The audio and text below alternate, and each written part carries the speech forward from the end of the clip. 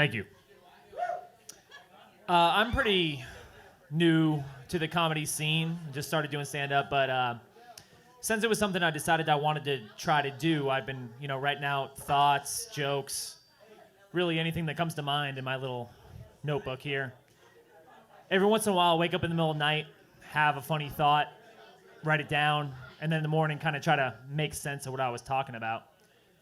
The other day, I woke up to Qdoba Gooding Jr. Yeah. And you may say that's a really dumb joke. And I agree, that's a really dumb joke. But it's still the best thing he's been in the last 15 years. I recently caught up with a friend.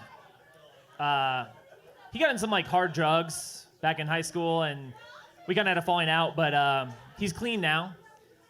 But he describes himself as a former hardcore heroin addict. It's like, yeah, dude, why can't you just be one of those softcore heroin addicts?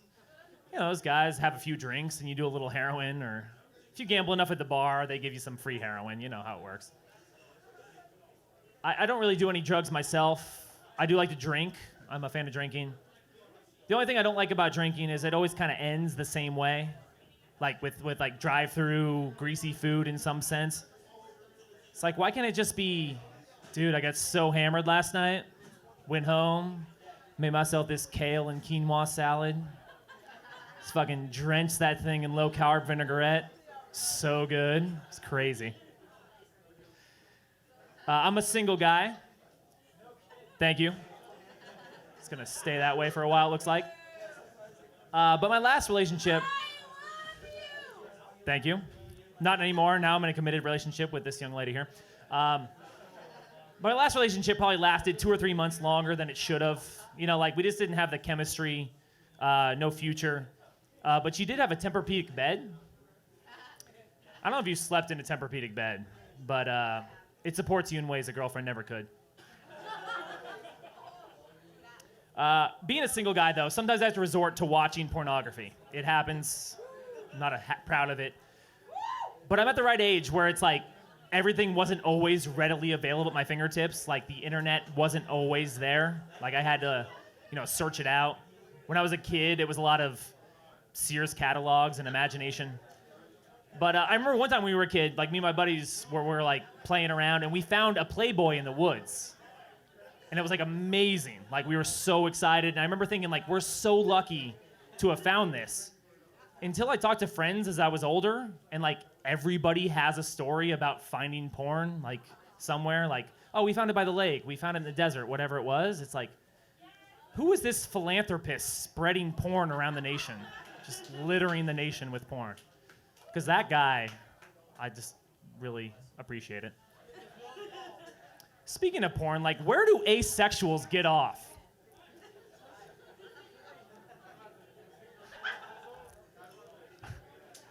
That one always takes a few seconds to sink in. I like the stories of how people get together, especially older people, elderly couples. It's always these kind of cute, adorable stories, different time and everything. But until you listen to them and they kind of sound like crimes, it's Grandpa, how did you get with Grandma? Well, she was the prettiest girl in the whole school and she wanted nothing to do with me. It's oh, okay, well then, how did you woo her? Well, I would follow her home every day, watch her from the bushes a lot, climb in through her window at night, fucking brainwash her? How did this lead to the 50-year marriage you guys have now?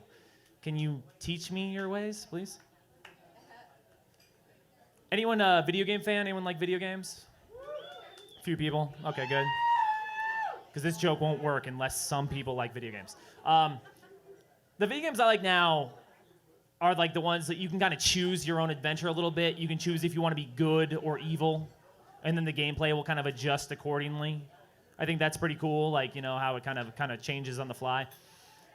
I also think it could be useful, if we installed those in elementary schools, middle schools, because if you turn on a video game and your first initial reaction is to just murder innocent villagers and children and animals, you're probably a sociopath.